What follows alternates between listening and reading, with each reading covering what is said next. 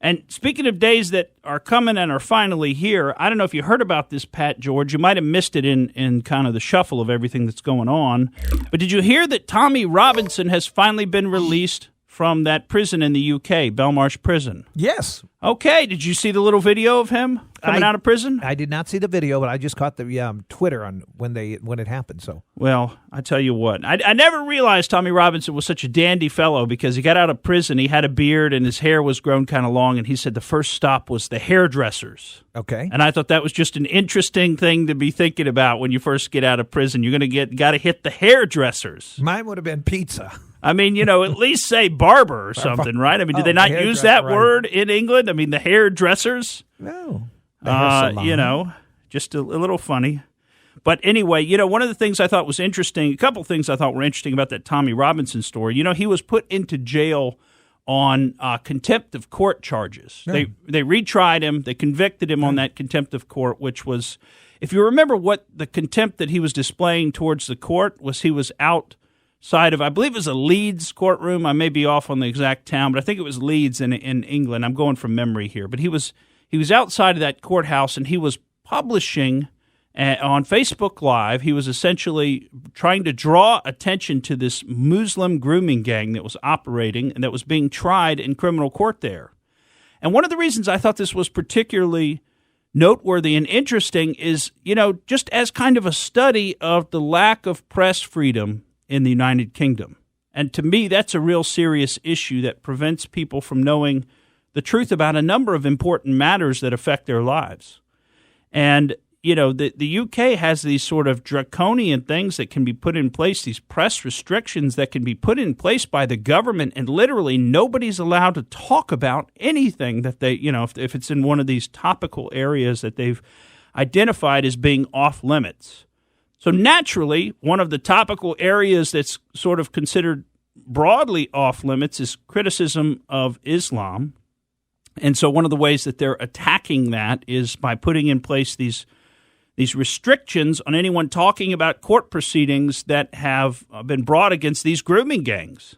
And so you can't talk about them. You can't publicize what's going on. So, I mean, again, he's doing Facebook Live, which some people would say is not journalism just because it doesn't come through one of the traditional channels. Now, I'm not the type that agrees with that sort of highly restricted view of journalism and journalists, and we hear that a lot in context of another gentleman who's being held in prison in the UK, and that's Julian Assange. And we hear in his context the statement that he wasn't a journalist, because he didn't work for a newspaper or something like that. I mean, I hear that argument from what otherwise are pretty smart people that I know.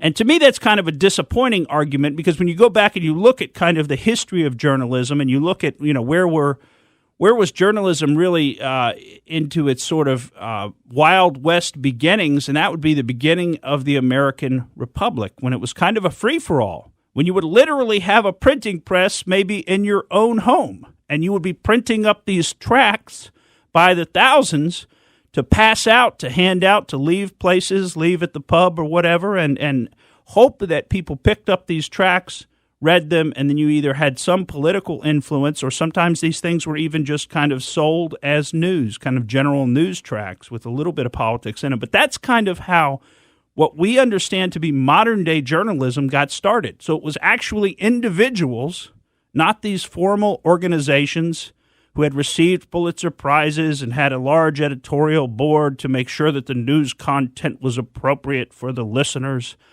or whatever. It was just people printing up whatever the heck fire they wanted to print up in their own basements. And that was journalism. What do you think came first? An advertisement from a blacksmith or a classified? Classified, actually. So? Oh, I'm almost positive it was a classified, because that's one of the ways.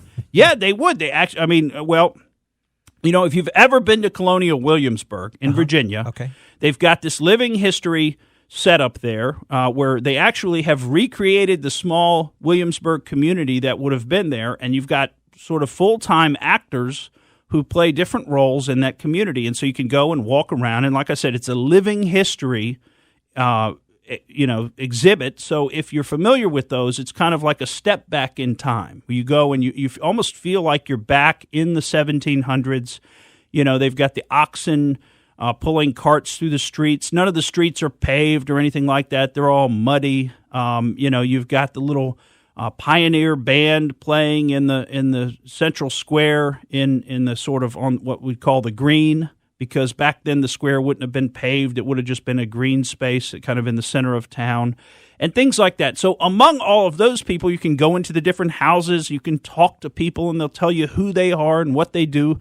And one of the people is actually the guy who's running the printing press, and he sort of can explain the whole process for what a mid-1700s printing press would have been like, how it would have operated, how they would have set the type, because that's what would take them the longest amount of time, would be to set the type for the page. Right. You'd have to sit there. Every little letter had to be put in place just perfectly.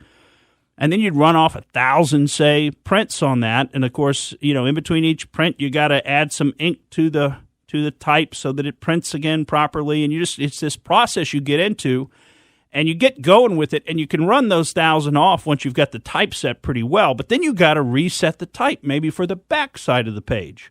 So now you've got and I don't know how long. I think after you got pretty good at this process, you could set type fairly quickly. But, of course, if you or I were doing it, Pat George, it'd probably take us a whole day to set the type just for one page. So needless to say, the Gazette was probably 4 pages. So they kept it short, right? Yes. Just front and back, print it again. So anyway, that's the way the press kind of started out. So when we're talking about restricting individuals because they're not formally engaged in journalism as their, money-earning profession, but they're just what we call citizen journalists, who say, well, that's not a real journalist, and that person's not deserving of protection. I strongly disagree with that. And with respect to the UK, they've now released Tommy Robinson, but they're still holding Julian Assange. And what's interesting, he's been paroled. Remember, he's being held for bail jumping, because he went into the Ecuadorian embassy and sought asylum as opposed to being arrested by the British authorities and then extradited to Sweden to face what appear to be false rape charges. But he's still being held now just because they don't want to let him go because they think he'll run and they know the U.S. wants to extradite him. And I'm not familiar with that as a reason to hold somebody. We'll get back into that when we come back on the Morgan Streetman Show. Thank you for listening to the Morgan Streetman Show. We hope you enjoyed what you heard, and if you did, please click like and subscribe to help us out. And remember that we recommend that you exercise your brain at least once a week.